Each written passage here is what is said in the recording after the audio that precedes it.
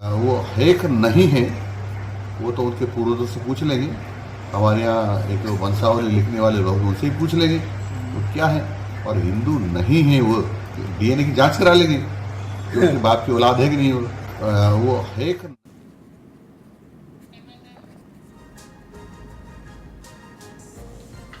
इस बयान से घमासान की शुरुआत हुई थी जो अब एक बड़े अखाड़े में बदलने वाली है। नमस्कार, आप देख रहे हैं प्रश्नकाल, आपके साथ मैं हूं स्वप्निल। शिक्षा मंत्री मदन दिलावर ने क्वेश्चनेबल अंदाज में अपना बयान दिया था। बीजेपी सांसद राजकुमार रोत ने तुरंत ही ट्वीट कर पलटवार भी किया था। वो ट्वीट जो उन्होंने 22 जून को किया, 21 और 22 जून को, वो आप अपने टीवी स्क्रीन पर भी देख पा रहे हैं। रोत ने एक पोस्ट में दिलावर की मानसिक स्थिति पर कमेंट किया और दूसरी पोस्ट में माफी की मांग उठाई। लेकिन अब आप देखिए कि गुरुवार को ट्वीट कर राजकुमार रोत का ऐलान जंग किस तरह से सामने आया है। वो ट्वीट आपको दिखाते हैं। तो 29 तारीख को सांसद जी शिक्षा मंत्री के जयपुर आवास पर जाएंगे अपना ब्लड सैंपल देने के लिए। अब इतना तो साफ है कि इतने एपिसोड में सियासत की भरमार रही है, 29 को भी रहेगी। प्रश्न यह है कि इसमें समझदारी कहां है। अपने अपने हिस्से की मान्यता थोपने की कोशिश तो है, पर सवाल का जवाब खोजने की कवायद कहां है। और बीजेपी और बीएपी के स्टैंड में खुद के अस्तित्व की ललक के बीच पास्ट के कुछ लम्हे जो सवाल खड़े कर रहे हैं, उनका क्या?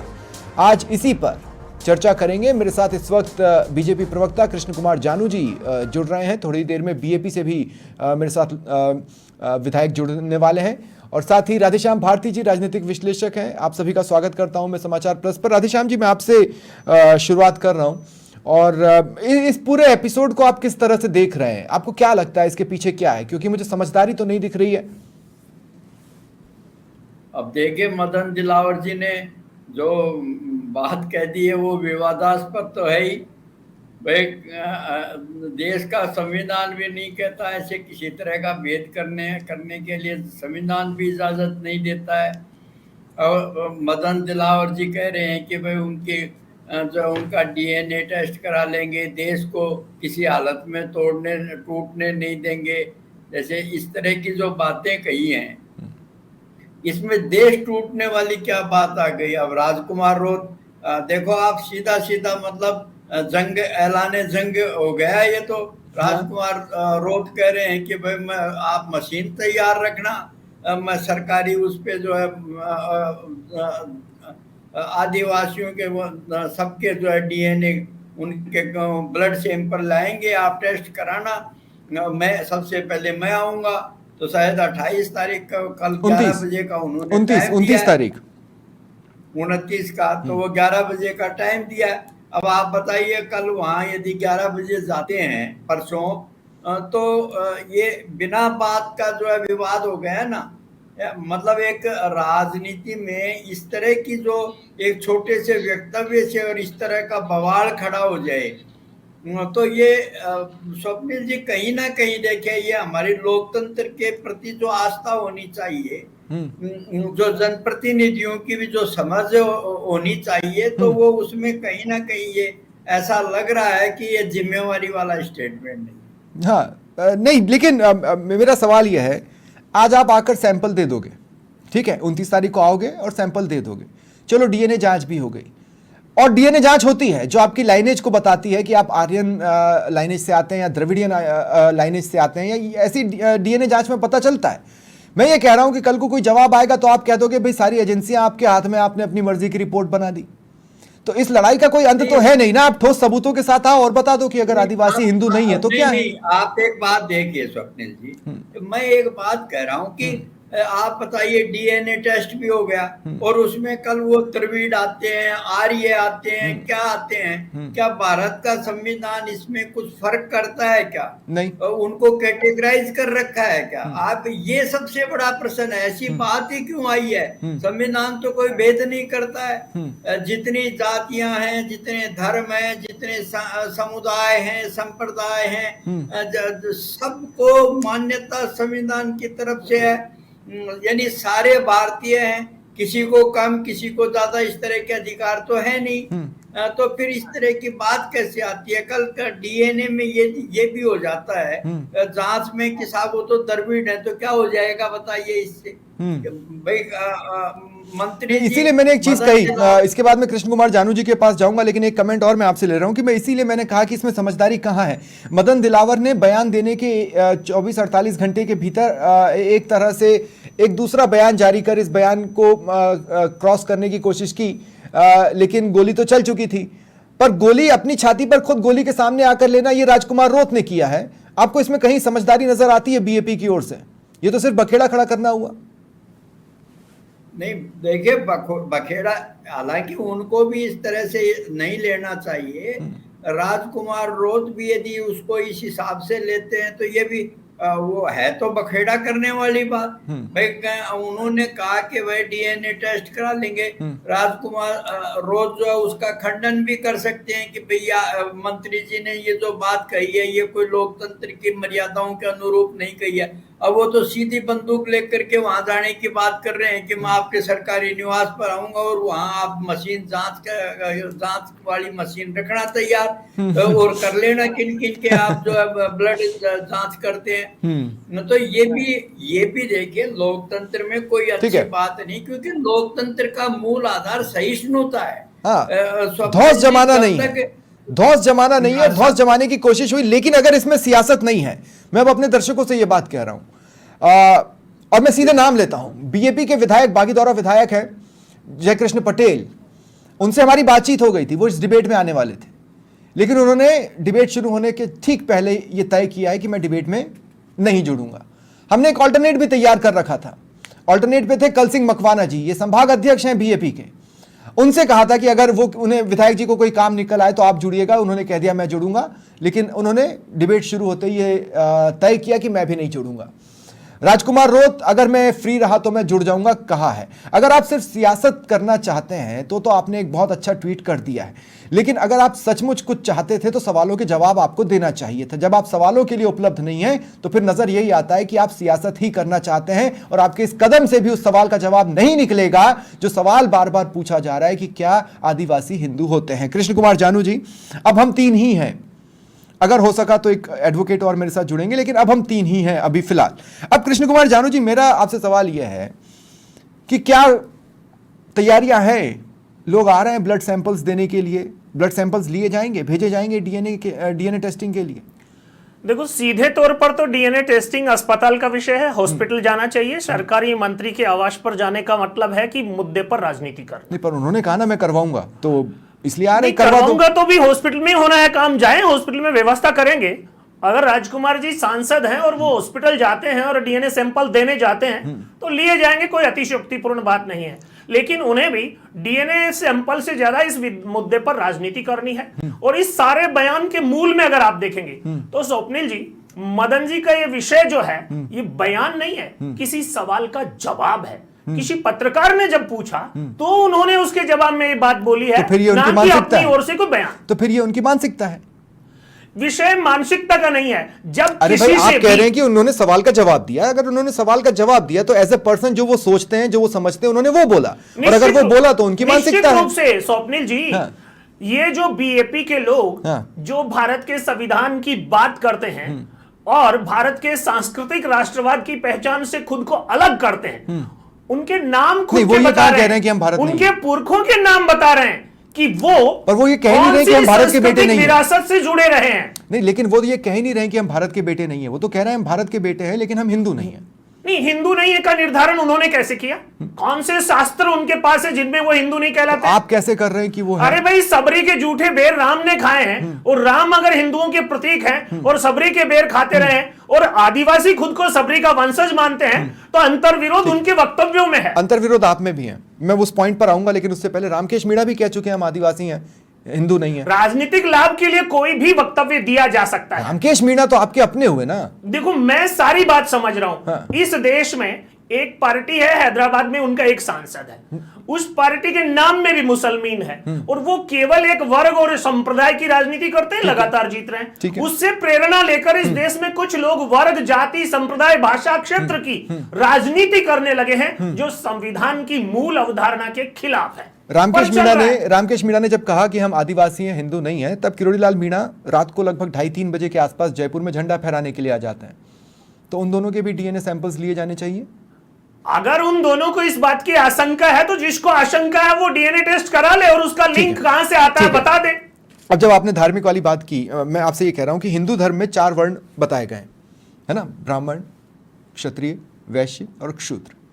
आदिवासी इसमें से किस में आते हैं? ये तो कहीं पता नहीं चलता। अगर हम वर्ण भेद पढ़ते हैं तो कहाँ समझ में, वो तो संविधान ने उनको एसटी में रख दिया। अगर वो हिंदू हैं तो फिर इन पर हिंदू धर्म कोड बिल लागू क्यों नहीं होता? वो क्यों 2 शादी कर सकते हैं? अगर वो हिंदू हैं तो हिंदुओं पर लगने वाले तमाम लॉज उन पर भी लगने चाहिए। देखो, जो सारी विषय है, आदिवासी क्षेत्र के जो लोग हैं वो जंगलों में रहते थे और इस संस्कृतियों का विकास जो है वो शहरों में या नदी घाटी के किनारे पर हुआ है। और वो जंगल में रहने वाले लोग जो बहुत से कानून मानते भी और बहुत से नहीं भी मानते हैं, लेकिन वो समाज से अलग है या वो कोई स्पेशल है, ऐसा तो नहीं है। वो सारे के सारे तो उन पर लॉ लगेंगे ना। त्योहार मनाते हैं, नाम रखते हैं, वो सनातनी व्यवस्था के वो हिंदू है ना, आपके हिसाब से वो हिंदू है, तो हिंदुओं पर लगने वाले लॉ उन पर लगने चाहिए या नहीं? लगने चाहिए। क्यों नहीं लगते? हिंदुओं में भी कई प्रकार आप जब यूनिफॉर्म सिविल कोड की बात कर रहे हैं तो आप आदिवासियों पर भी हिंदू लॉ लगा देते हैं। किसने रोका आपको? आपने भी वहां वोट सोच लिया। देखो, हमने नहीं सोचा, ये हमारे देश के संविधान की जो व्यवस्था है, एससी और एसटी। हाँ। आज राजकुमार रोत एसटी से आते हैं हाँ। और मदन जी दिलावर एसटी से आते हाँ। हैं। ये जो झगड़ा है हाँ। ये भी राजनीति के मुद्दे का ही आप झगड़ा घुमा रहे हैं कृष्ण कुमार जी। ये देखिए, भी मेरा सवाल ये राजनीति नहीं के है, झगड़े का ही मुद्दा मेरा है। सवाल ये है ही नहीं। मेरा सवाल ये है कि संविधान के हिसाब से वो हिंदू धर्म में आते हैं, जी। ठीक है? संविधान के हिसाब से उससे पहले की जनगणनाओं में नहीं आते थे। आपको पता होगा उनके लिए अन्य कॉलम बना हुआ था। अब जब हमने उनको संविधान के हिसाब से हिंदू मान लिया तो हिंदुओं पर लगने वाला प्रत्येक लॉ उन पर लगना चाहिए। ये मैं एक ऐसी पार्टी से कह रहा हूं जो कि ऑलरेडी यूनिफॉर्म सिविल कोड की बात करती है। तो हिंदुओं का लॉ उन पर क्यों अप्लाई नहीं करवाया गया 2014 से 2024 तक? निश्चित रूप से आपका सवाल जायज है। 2014 से 2024 तक की हमारे देश में संविधान लागू करने की और संविधान में कुछ विषय जो उस समय अंग्रेजों के लॉर्ड माउंटबेटन के नेतृत्व में बने संविधान और निर्देशन में बनी संविधान सभा ने कुछ विषय विसंगति पूर्वक एजेंडे के लिए छोड़े थे और आदिवासी क्षेत्र में मिशनरीज के काम के लिए संभावनाएं छोड़ी थी। और उस सारे की परिणति है, हम 2014 से 24 तक भी राज्यसभा में उस स्थिति में नहीं थे कि हम वो सारी बातें कर पाते, विसंगतियों को दूर कर पाते। अब क्या हिंदुओं के जो लॉज हैं वो आदिवासियों पर लगेंगे? निश्चित रूप से मंत्रणा के बाद लागू होने चाहिए। लगेंगे कि नहीं लगेंगे आने वाला भविष्य पार्टी बताएगा। स्टैंड क्या कहती है? मेरा सीधा सा स्टैंड है कि इस देश में समान नागरिक संहिता लागू होनी चाहिए। ये जो विभाजन है जाति, क्षेत्र, धर्म, भाषा का नहीं होना चाहिए। ठीक है। राधेश्याम भारती जी, एक बार फिर मैं आपके पास आ रहा हूं। राधेश्याम जी, अच्छा, मेरे साथ अभिषेक पारीक जी भी जुड़ चुके हैं, एडवोकेट हैं। अभिषेक जी, स्वागत करता हूं मैं आपका समाचार प्लस पर। अभिषेक जी, मेरा आपसे सवाल जो मैं अभी जानने की कोशिश कर रहा था कि जो आदिवासी समाज है वो संविधान के हिसाब से एसटीज में आता है और इस हिसाब से उन्हें हिंदू मान लिया जाता है। मेरा सवाल आपसे यह है कि फिर जो हिंदुओं के लॉज हैं वो उन पर क्यों नहीं लगते? क्या ऐसी व्यवस्था की गई है? क्या वो हिंदुओं से सेपरेट हैं संविधान की नजर में ही, भले ही एसटी में शामिल कर लिया गया तब भी? जी नहीं, हमारे यहाँ जो कॉमन लॉ की वैदिक पद्धति है उसके अनुसार जो कस्टमरी लॉज हैं, जिनको हम परंपरागत कानून या विधियां कह सकते हैं, जो कि आदि युग से आदिवासियों में चलती आ रही हैं, उन्हीं के आधार पर हर परंपरा को एक कानून के रूप में अपनाने का हमारी जो विधायिका है उसको हमारे संविधान ने स्वतंत्रता दी है। तो हमारे कस्टमरी लॉ, जिसको हम बहुत कॉमन टर्म में कहते हैं, जो कॉमन लॉ का प्रिंसिपल है, तो कस्टमरी लॉ के accordingly the customs can be termed into a law. So that is why जितने भी जो आदिवासी हैं, जैसे आदिवासी is not a right term, हम उनको वनवासी कह सकते हैं, तो वो लोग एसिमिलेट हुए, जो लार्जर पॉपुलेस थी उसके अंदर, जो वैदिक संपदा या वैदिक सभ्यता का जो एक वृहद उन्होंने अपने आप को एक हिस्सा बनाया, और उसी के अकॉर्डिंग संविधान में भी customary law has been recognized. So that is why जो हिंदू कोड जिससे आप बात कर रहे हैं, वो Hindu code was not researched and well thought at that time. वो 1955 में, because it was required at that time, वो उस समय उसकी बहुत आवश्यकता थी, इसलिए उसको उन्होंने बहुत ही फौरी तौर पर लागू किया। उसके बाद में उसका कोई विश्लेषण हुआ नहीं है, इसलिए यूनिफॉर्म सिविल कोड पे भी ये एक बहस होने का बहुत बड़ा मुद्दा है कि फिर कस्टमरी लॉज का जो सैंक्टिटी है, जो वैधानिकता जो कस्टमरी लॉज की है, उसके बारे में क्या तय किया जाएगा। जो नहीं, तो फिर ऐसे में मेरा सवाल घूम के फिर वही पहुंच जाता है कि जब आदिवासियों को हमने एसटीज में कैटेगराइज करके रखा है तो क्या ऑटोमेटिकली संविधान की नजर में वो हिंदू नहीं हो गए? उसमें कोई भी संशय आप यूं भी नहीं मान सकते हैं, क्योंकि उन्हें संविधान में आरक्षण की सुविधा या आरक्षण की जो उनको अलग से विशेष उनके लिए जो प्रयोजन किया गया है, तो संविधान उनको हिंदू होने के नजरिए से देख रहा है ना? घोषित रहे। जी हाँ, संविधान के बिल्कुल संविधान के जो नियमावली 4 corners of the law with in constitution वो उसको रिकॉग्नाइज करते हैं, वो हिंदू हैं, उसके अंदर no iota of doubt can be raised in that. ठीक है, मैं कृष्ण कुमार जानू जी आपके पास आ रहा हूं, उसके बाद मैं राधेश्याम जी आपके पास आऊंगा। राधेश्याम जी, लेकिन मेरे इस सवाल को आप भी बहुत ध्यान से सुनिएगा क्योंकि बड़ा मजेदार सवाल है। जिस अंतर विरोध की वो मैं बात कर रहा था वो मैं अब कृष्ण कुमार जानू जी से पूछने वाला हूं। नवंबर 2020 में झारखंड में एक दिन का विशेष सत्र कृष्ण कुमार जानू जी बुलाया जाता है। मकसद था सरना आदिवासी धर्म कोड बिल को पास करना, जो कि केंद्र को भेजा जाना था। यह बिल सर्वसम्मति से पास हुआ नवंबर 2020 में। सर्वसम्मति का मतलब यह है कि झारखंड में बीजेपी एक बड़ी पार्टी है और उसकी भी सम्मति उसमें हासिल थी, उसने भी हां कहा था। कहने का मतलब यह है कि अलग धर्म कोड बिल के लिए बीजेपी ने झारखंड में रिकॉग्नाइज किया। तो क्या इस विषय पर आप लोग पॉलिटिकल स्टैंड लेते हैं? आपने झारखंड में कैसे तय कर लिया कि वो अलग धर्म कोड बिल में जाएंगे? आपने कैसे उसमें हां कर दिया? देखो, भारतीय जनता पार्टी का जो राष्ट्रीय नेतृत्व है वो और क्षेत्रीय आवश्यकता के अनुसार क्षेत्रीय नेतृत्व की अभिव्यक्ति, दोनों अलग अलग विषय उभर कर सामने आते हैं। था? मैं एक छोटी सी बात, राष्ट्रहित किसमें था?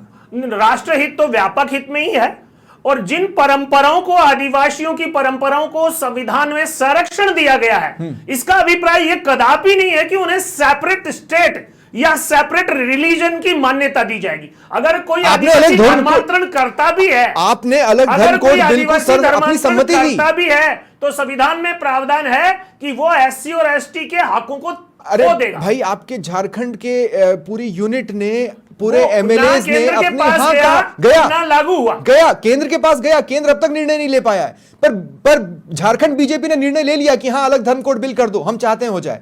देखो, जिस प्रकार का हमारे यहाँ जाति धर्म संप्रदाय की राजनीति का आधार उभर रहा है, उसमें अगर क्षेत्रीय दल की राजनीति को काउंटर करने के लिए कोई चुप रहता है, चुप नहीं थे, पर्टिकुलर सम्मति हाँ थी उसमें बीजेपी मैं की। समझ रहा हूं आपकी बात, तो भावना आपने सही बिंदु उठाया है। अगर वहां झारखंड के बीजेपी को लगा कि हम अगर आदिवासी समाज में अलग थलग नहीं पड़े और उसके बीच बने रहें, ये जो सारा खेल है ये सेपरेटिज्म को डेवलप करने वाली एजेंसियों का खेल। तो फिर अब आपके उस झारखंड बीजेपी के रिएक्शन को हम बीजेपी का स्टैंड माने या राजस्थान बीजेपी को?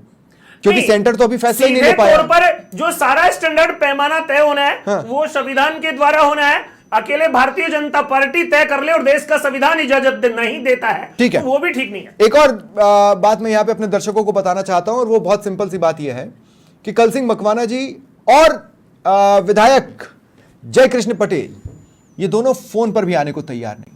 तो कहीं उनका मकसद सिर्फ सियासत करना तो नहीं है, ये आपको तय करना है, क्योंकि हम सवाल दोनों धड़ों से पूछ रहे हैं। एक बार फिर मैं अभिषेक पारीक जी आपके पास आ रहा हूं, फिर मैं राधेश्याम जी के पास क्लोजिंग के लिए जाऊंगा। अभिषेक जी, मैं आपसे ये बोल रहा हूं, जो मैंने कहा, एक बिल पास होता है सर्वसम्मति से, और अगर वो सेंटर के पास भेजा जाता है तो सेंटर उस पर जब भी निर्णय लेना चाहे ले ले। लेकिन झारखंड से अगर हाँ हो गया है तो एक सेगमेंट इंडिया में ऐसा बना है जो ये कह रहा है कि नहीं, आदिवासियों के लिए अलग धर्म कोड बिल है, आदिवासियों को हम एक अलग धर्म के तौर पर, सरना के तौर पर देखेंगे। जी जी, सॉरी मैं आपका सवाल नहीं सुन पाया, सवाल प्लीज दोहरा देंगे? जी, मैं ये कह रहा हूं कि अगर झारखंड में सरना आदिवासी धर्म कोड बिल लागू का प्रस्ताव पास हो गया सर्वसम्मति से, तो इसका मतलब है कि झारखंड आदिवासियों को एक अलग धर्मावलंबियों के तौर पर देखता है, यही मीनिंग होगा ना? जी हाँ, बिल्कुल, लीगल मीनिंग तो उसका यही होगा। उसके अंदर तो हम उसके बीजेपी उसमें ये अपना एक बचाव नहीं कर सकती बोल के कि ये धर्म अलग से नहीं रिकॉग्नाइज होता है। हाँ, बिल्कुल वो अलग से धर्म रिकॉग्नाइज होगा। ऐसी मांग पहले लिंगायतों के लिए भी उठ चुकी है कर्नाटक में, जिसको सुप्रीम कोर्ट तक इसका केस गया था, सुप्रीम कोर्ट में अभी भी वो लंबित है। ठीक है, ठीक है। राधेश्याम भारती जी, अभी तक की डिबेट पे आप अपना अच्छा, राधेश्याम जी मैं आता हूं आपके पास, कृष्ण कुमार जानू जी मैं आपके पास आ रहा हूं।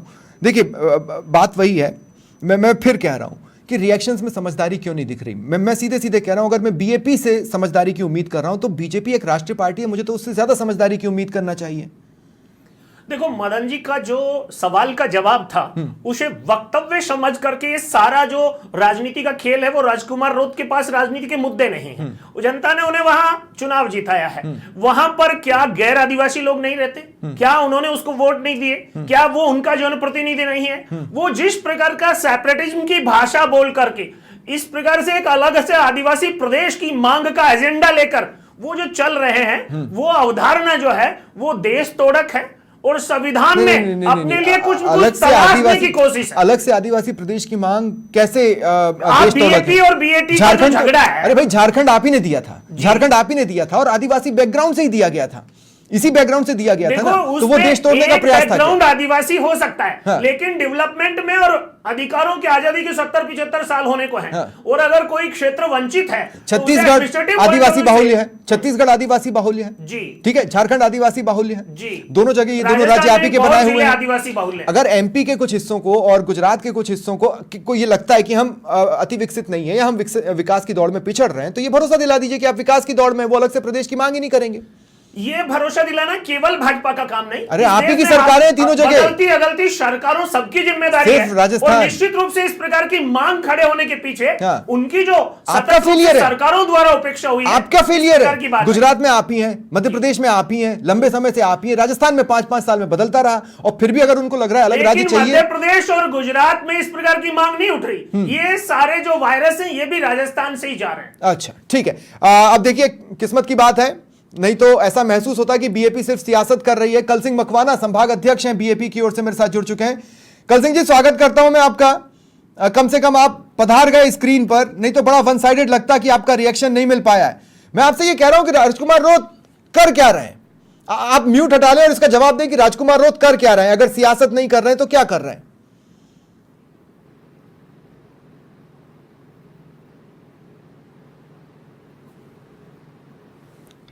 कल सिंह जी आपको अपना मोबाइल पर म्यूट हटाना होगा।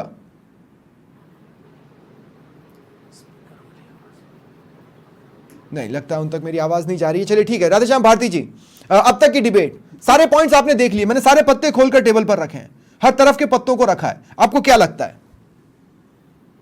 देखिए स्वप्निल जी, ये जैसे जो हिंदू शब्द है, विवाद का विषय ये है, फिर सिख अलग हो गए, बौद्ध अलग हो गए, जैन अलग हो गए, आदिवासी अलग हो गए। ये जो हिंदू शब्द को लेकर के जो राजनीति चल रही है देश में, देखे जहर इससे घुल रहा है सारा। भारतवासी है, संविधान फर्क नहीं करता है। संविधान जो एसटी और एससी का फर्क करता है वो केवल मुख्य धारा में लाने के लिए, वो भी 10 साल के लिए उनको रिजर्वेशन दिया गया था।